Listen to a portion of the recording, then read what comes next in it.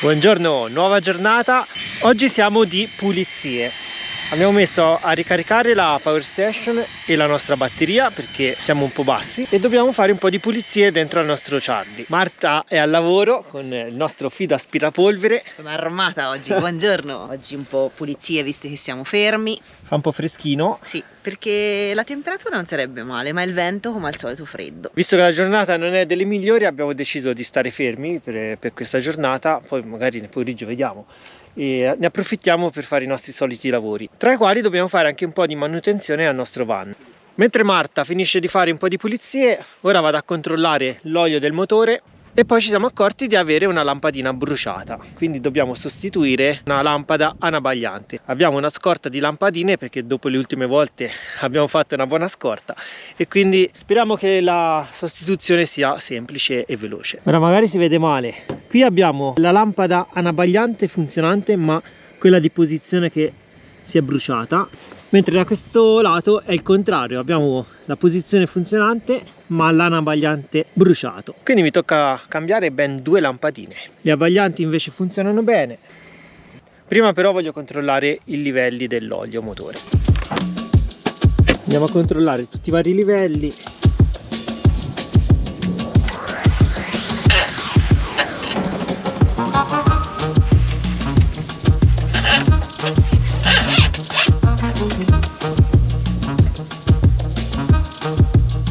L'olio va bene, il livello è perfetto, inizia ad avere oltre 10.000 km quest'olio, siamo già intorno agli 11.000, andiamo verso i 12. Da quando abbiamo fatto il cambio dell'olio abbiamo già fatto 11-12.000 km, direi che si sta comportando molto bene. Ora per cambiare la lampadina devo svitare questo tappo qua dietro, vediamo un po' se si riesce ad accedere bene, che ovviamente non si vede nulla.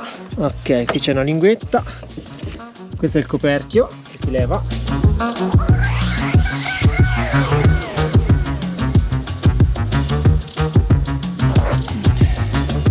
Ecco la lampadina, sono riuscito a levarla, a me non mi sembra bruciata però.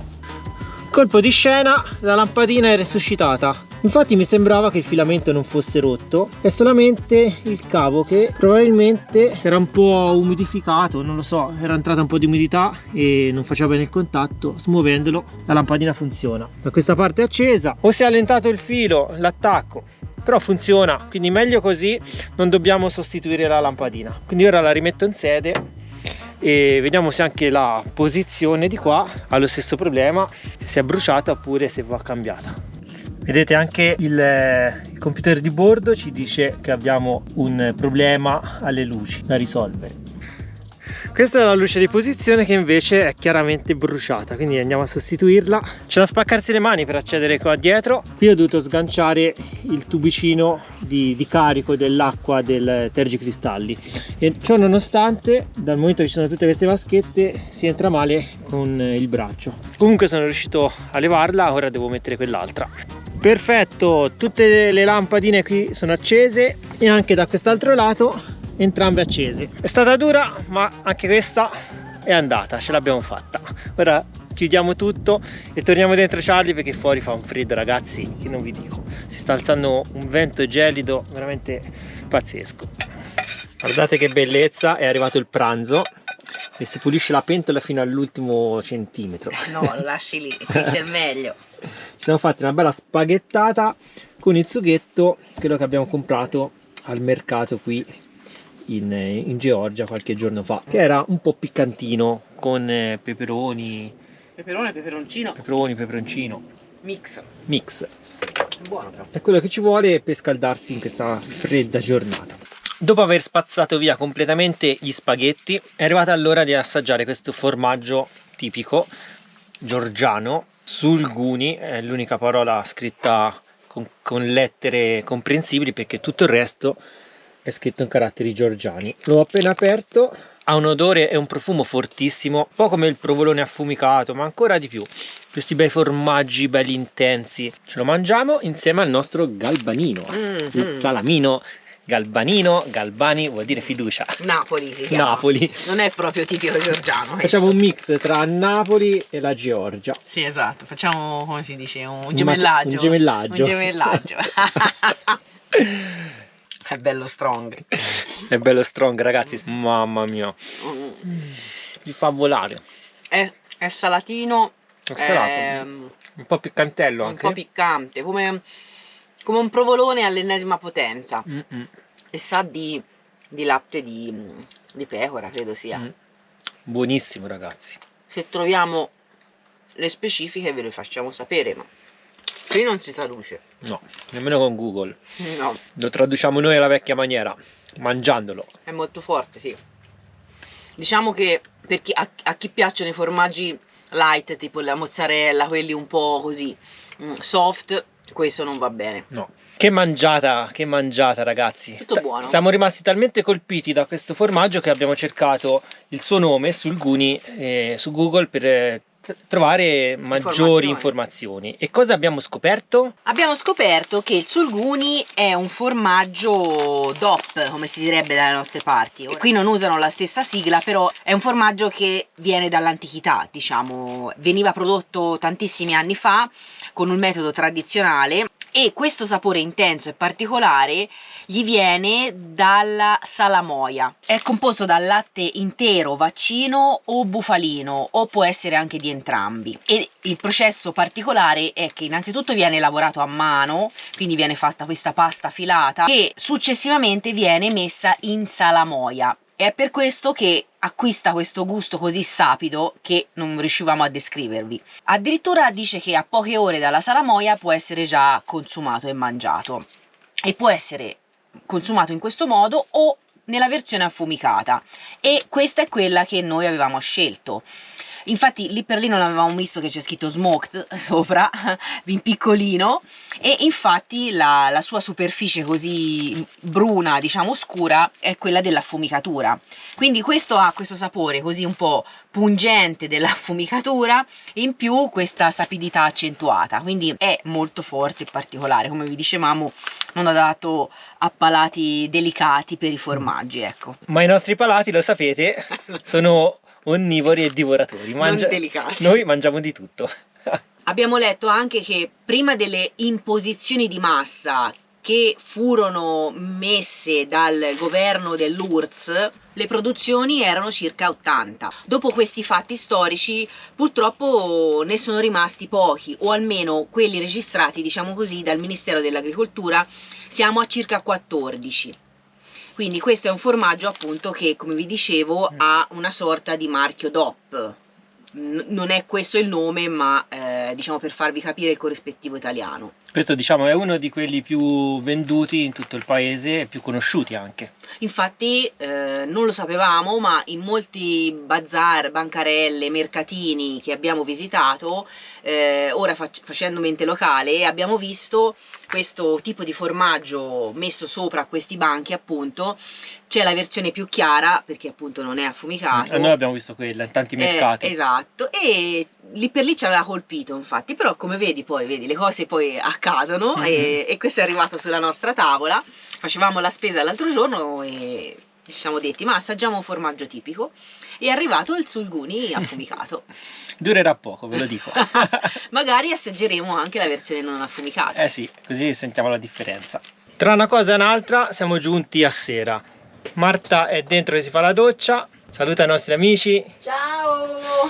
E direte voi, come fate con la doccia? Abbiamo sempre il problema del boiler. Casino. Siamo senza boiler e quindi facciamo la doccia fredda. No, no, morta. non facciamo la doccia fredda. Semplicemente facciamo come gli antichi, con la pentola dell'acqua la scaldiamo e poi la inseriamo dentro il nostro boiler portatile del Decathlon, quello che si usava agli inizi, quando non avevamo ancora la doccia. In questo modo possiamo farci la doccia. Abbiamo comunque la cabina è sempre valida, però insomma è un grande problema, perché bisogna, è macchinoso e bisogna mettere sotto sopra tutto il van. Dobbiamo assolutamente trovare una soluzione, perché passare tutti questi mesi in questo modo, sai, finché ti fai la doccia una volta tanto, ma qui tutte le volte c'è da impazzire. Quindi per ora anche stasera è andata così. Vediamo un po' nel futuro se riusciamo a trovare una soluzione per risolvere questa questione. A complicare tutto ovviamente c'è il fatto che sia in Turchia che in Georgia, in tutti questi paesi, Amazon non esiste, quindi non possiamo ordinare nulla e anche i rivenditori stessi non spediscono in questi posti, o comunque se in Italia ci vuole un mese per avere un prodotto, figuratevi qui all'estero. È un bel problema e quindi anche questo gioca a nostro sfavore. Ora aspetto che Marta finisca la doccia e poi ci prepariamo una buona cenetta. Stasera un po' di pesce, lo assaggiamo, vediamo un po' che tipo di pesce abbiamo trovato, perché anche sul cibo non si trova tantissima carne e tantissimo pesce. Nei supermercati hanno 3 confezioni di roba che sono sempre le stesse e poi non è facile capire cosa c'è scritto. È scritto tutto in lingua incomprensibile e anche se vai a tradurre comunque traduce i nomi con dei termini inesistenti e quindi vai a sapere che tipo di pesce abbiamo preso. Niente, dai, prepariamo la tavola, leviamo i computer che abbiamo lavorato tutto il giorno oggi, visto che fuori comunque non era una grandissima giornata, la temperatura è sempre stata bassina. Vediamo domani cosa riusciamo a fare. Ciao! Intanto Marta vi saluta dalla cabina doccia. Iscrivetevi al canale! Clic.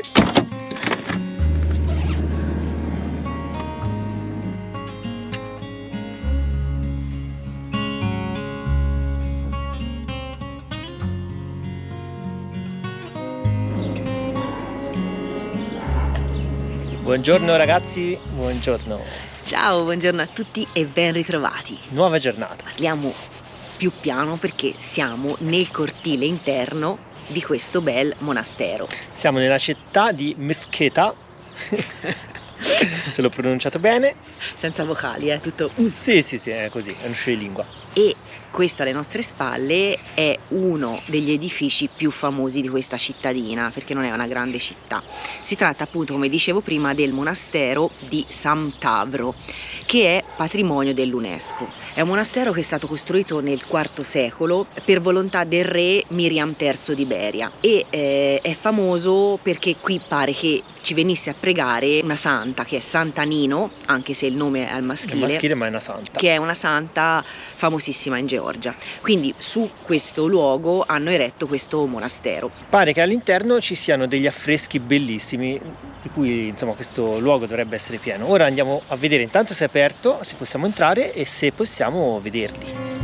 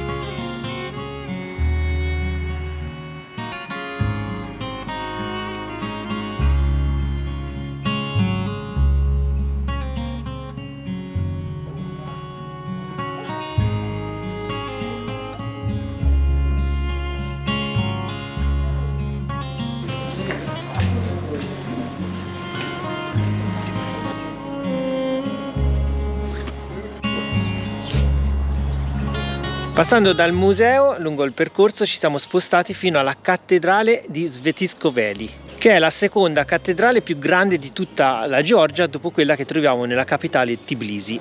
Questa cattedrale è venerata in tutto il paese, accorrono da tutta la Georgia qui, diciamo, per pregarvi, perché ha una particolarità, ovvero pare che qui sia stata sepolta la tunica di Gesù Cristo.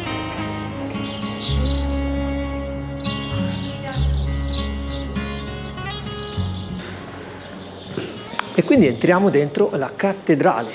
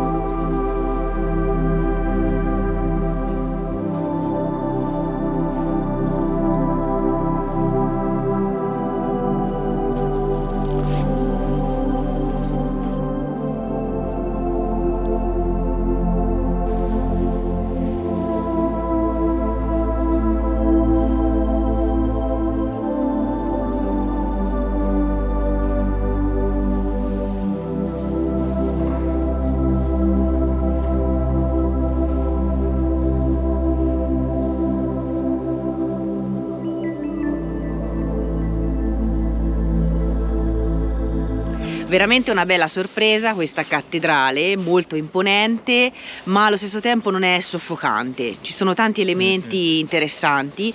Abbiamo notato una devozione incredibile dei georgiani, vengono qui, pregano in tantissimi, si sdraiano a terra, baciano quadri, icone, qualsiasi cosa.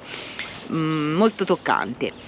Non abbiamo detto prima che dal 94 questa chiesa è anch'essa iscritta nelle liste del patrimonio dell'UNESCO. E non potrebbe essere altrimenti, vista anche l'importanza storico e religiosa del luogo. Dovete sapere che quando fu crocifisso Gesù Cristo, Elia acquistò la tunica, la portò in Georgia e la donò alla sorella Sidonia. Ella fu talmente scioccata che la strinse forte a sé e morì dall'emozione. Nel punto esatto in cui avvenne questo fatto, crebbe un albero di cedro, albero che poi in seguito fu abbattuto e al suo posto fu eretta questa bellissima cattedrale. Sembra che nel punto esatto in cui nacque proprio questo albero fu eretta una colonna che abbiamo visto all'interno, tutta circondata da petali di fiori, e appunto queste persone, questi georgiani molto devoti, che vanno a baciare il pavimento, si baciano le icone, pregano, accendono candele, quindi molto toccante e molto particolare. Sì, c'è un'atmosfera surreale.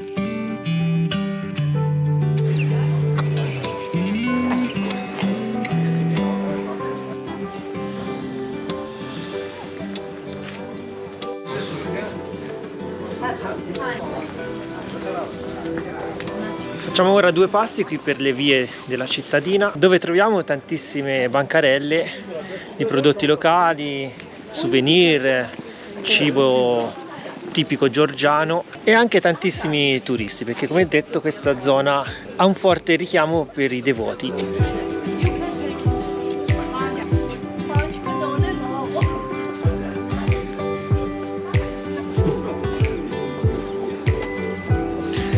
Qui abbiamo anche una sposa, abbiamo un matrimonio, tutti i giorni incontriamo un matrimonio, è incredibile, in tutti i giorni della settimana.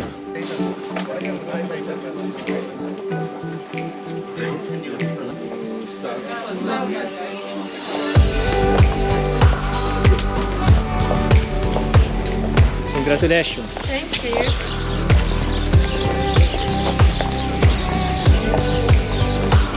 Allora, qui abbiamo un po' di spezie tipiche georgiane. Ora ce ne compriamo una col cestino verde, bellino. Sì, dai, Questa qui, tutto verde. questa è bellina. And you can keep it. You can keep it.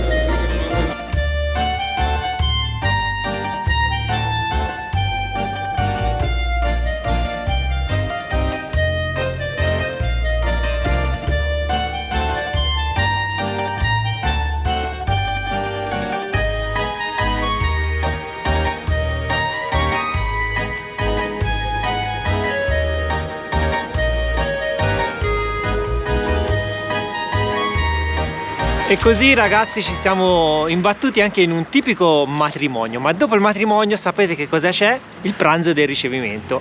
Noi non siamo stati invitati al pranzo, ma... Vi saluto con queste due Oh, che so? svirgolone. Oh, che roba è? È un pane tipico che non abbiamo capito come si chiami, però l'abbiamo visto in tutti i panifici qui della cittadina e ovviamente l'abbiamo comprato. Esatto. E anch'esso è cotto in un tipico forno, perché abbiamo visto il panettiere che si cala proprio letteralmente giù nel forno e lo attacca alle pareti. Alle pareti e infatti circolari. ha la forma tonda, vedete, fanno delle strisce praticamente di pasta e poi lo attaccano a questo forno. Per chi conosce, ripeto, il tandoori indiano, è un po' una sorta di tandoori indiano e fa un profumo Fa eccezionale. sentire? Ma è caldo sempre? È tiepido. Però questo è il pane per dopo. Ci siamo presi poi qualcosina. 2 khachapuri che sono il prodotto tipico georgiano, queste focacce, schiaccine, chiamatele come volete. Fede l'ha presa più tipica con il formaggio e le patate e io l'ho presa con gli spinaci e qualche altra cosa che non ho capito. Però sono calde, ora le Sono mangiamo. calde, quindi ora mangiamo. Anche perché è abbondantemente passata l'ora di pranzo. Sì. e dopo l'escursione e il matrimonio abbiamo fame, tanto per cambiare. Ed eccolo qui, guardate che bontà, che bellezza, che morso che ora gli do. Oh, è buonissimo. Vi aggiorno, Che spettacolo. oltre agli spinaci c'è anche della carne. C'è anche della carne? Non capisco cosa ci sia. Buono? Sì. Poi bello caldo. Siamo qui in questo piccolo parco, ci sono anche le fontanelle d'acqua, così dopo beviamo anche. Perché Facciamo esatto questo pit stop. Vogliamo ottimizzare gli spostamenti, così non dobbiamo apparecchiare su Charlie. Oggi va così.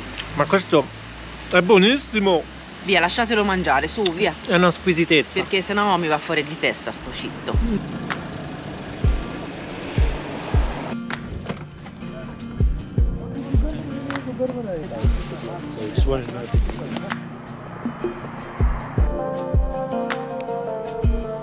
Ci siamo spostati nuovamente, siamo saliti in cima ad una montagna con il nostro mitico Charlie.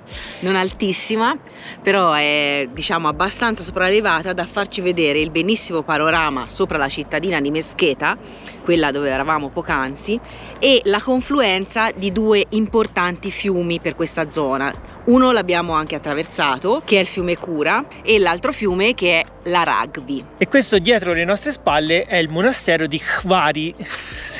Non vi ho sputato in faccia, vero? Si chiama così, è difficilissimo. Fare queste pronunce sono tutte consonanti senza vocali, è difficilissimo. E anche questo, come gli altri due nella cittadina di Mesqueta, è inserito dal 1994 nelle liste del patrimonio dell'UNESCO. Inizia a essere bella lunga questa lista del patrimonio dell'UNESCO. Quanta roba c'è dentro? Tante bellezze nel mondo. E andiamo a scoprire la bellezza di questo monastero.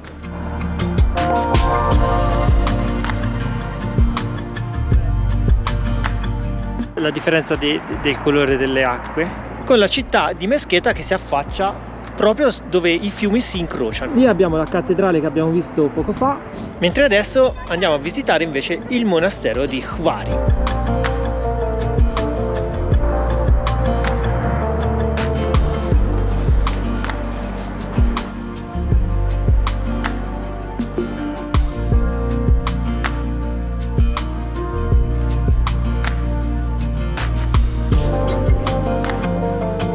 Siamo all'interno, ma purtroppo è in fase di ristrutturazione e non si vede molto del soffitto. Non abbiamo detto prima che è un monastero ovviamente ortodosso.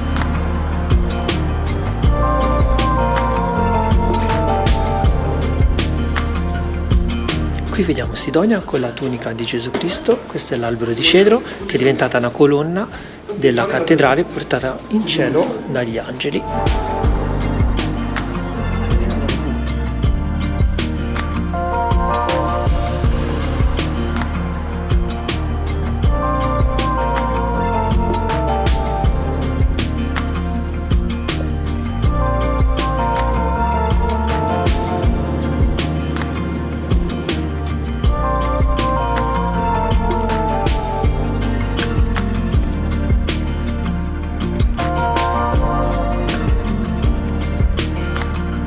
Come vedete è cambiato completamente lo scenario. Siamo arrivati nella città di Tbilisi, che è la capitale della Georgia.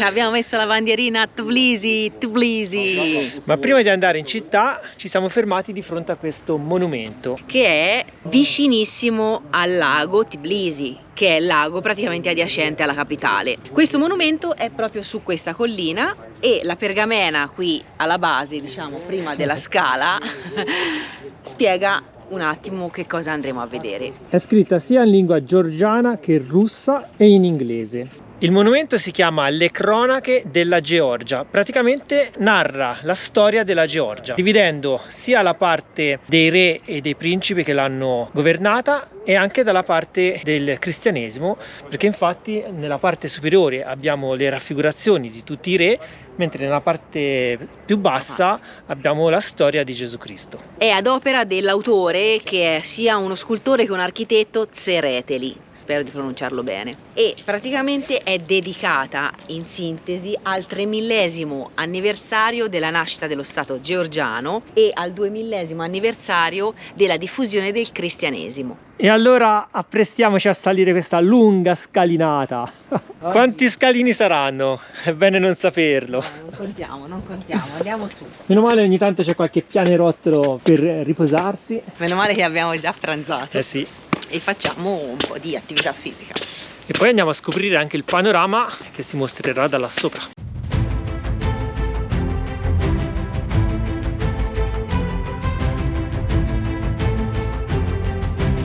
Qui vedete tutte queste pergamene su cui sono scritte le cronache della Georgia. E infatti, come detto, nella parte sottostante vediamo varie scene della vita di Gesù Cristo, raffigurato proprio qui nel centro, mentre nella parte superiore abbiamo tutti i re, le regine e tutti gli eroi nazionali che hanno fatto la storia della Georgia. È un complesso piuttosto imponente, specialmente visto da sotto. Si tratta di 16 colonne alte 35 metri e vi assicuriamo che sono alte.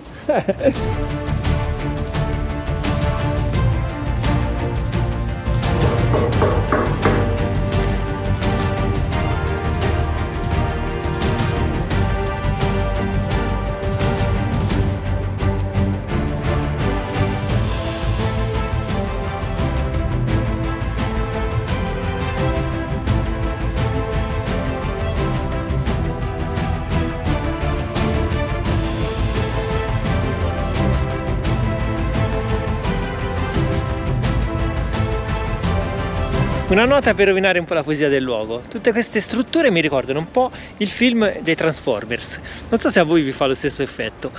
Mi dà un po' quest'idea. Gli levo la GoPro, tranquilli. Basta, vai, basta, perché ha detto anche troppo.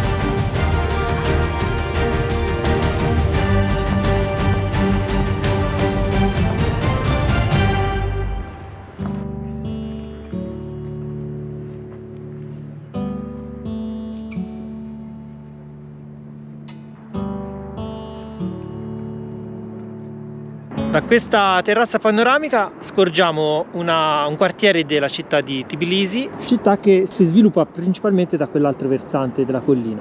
Tutto lungo il fiume, ovviamente, quindi dall'altra parte. Ora c'è molta foschia, non sappiamo se la foschia è per la giornata o per lo smog della città. Speriamo che sia solo la giornata e magari domani sia più chiaro e sia più chiara la situazione.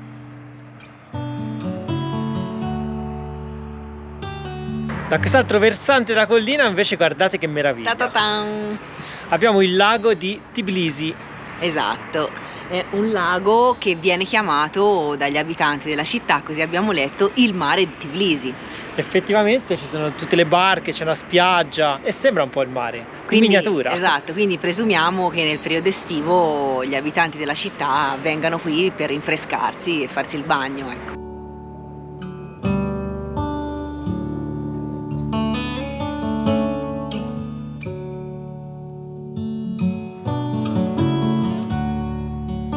Proprio a fianco al monumento delle cronache troviamo questa croce. Questa croce l'abbiamo trovata spesso nel nostro girovagare con Charlie e è la croce georgiana. È particolare, è comunque formata dall'incrocio, diciamo così, di due rami. Sono due rami di vite intrecciata e la particolarità è che, diciamo, il rametto orizzontale tende verso il basso, quindi non è perfettamente parallelo al terreno come siamo abituati a vedere noi le nostre croci. È di fatto il simbolo della Chiesa ortodossa. C'è una storia alle spalle, riconducibile a Santa Nino, o meglio conosciuta una volta come Santa Cristiana, che era colei che faceva i miracoli. Pare fosse nata in Cappadocia e venisse da Costantinopoli. Fece questo lungo viaggio, aiutò addirittura il re della Georgia dell'epoca perché si smarrì e quindi gli dette una mano, diciamo, miracolandolo. Il re, per ringraziarla di questo, ufficializzò la religione in quel periodo, nella Georgia ovviamente. Quindi questa Santa Nino è diventata la santa e la patrona, diciamo così, di tutta la Georgia. La particolarità sta sulla croce perché pare che lei stesse viaggiando verso queste zone, incrociò lei stessa 2 rametti di vite, non avendo nulla con cui fermarli, si tagliò una ciocca dei suoi capelli e fece il nodo e quindi li annodò con essi. È per questo che ogni volta la croce, diciamo, viene riportata con questo nodo e ha, come vi dicevo prima, questa particolarità di questa tendenza al braccio, quello orizzontale, verso il basso. Ed in seguito a questa vicenda il cristianesimo fu proclamato religione di Stato.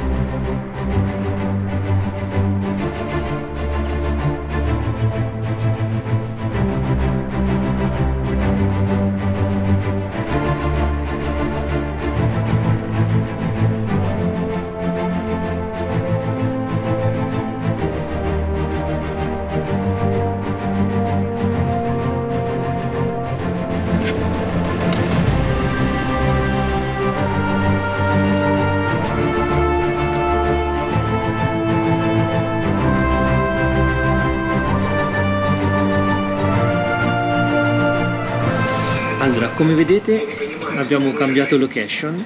Sì, decisamente. Abbiamo lasciato il lago perché è venuta la polizia e ci ha mandato via. Ma non una pattuglia, ben 2, a distanza di 10 minuti l'una dall'altra.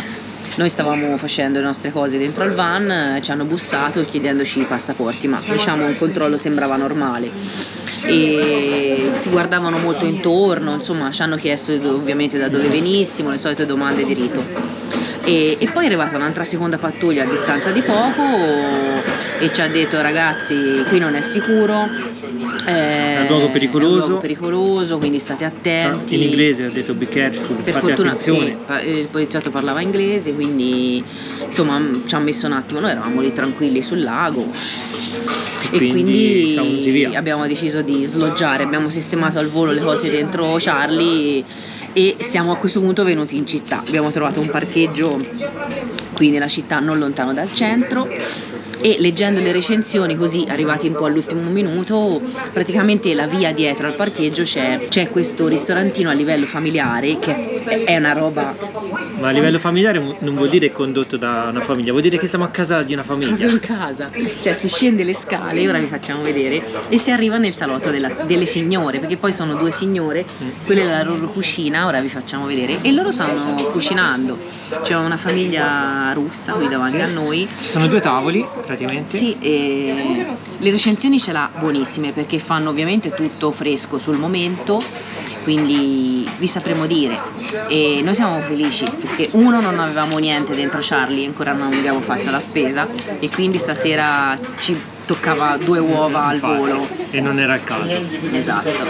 E poi soprattutto dell'esperienza, perché proviamo dei cibi georgiani di cui sappiamo insomma che la Georgia va forte, no? E soprattutto sono fatti in casa, sembra di essere da una zia, da una nonna che ti fa la pasta fatta in casa. Esatto, 2 signore belline, le 2 nonnine, quindi siamo a pranzo dalle nonne praticamente. Sì. E poi vi facciamo vedere cosa avremo preso da mangiare. Intanto guardate un po' in giro il locale.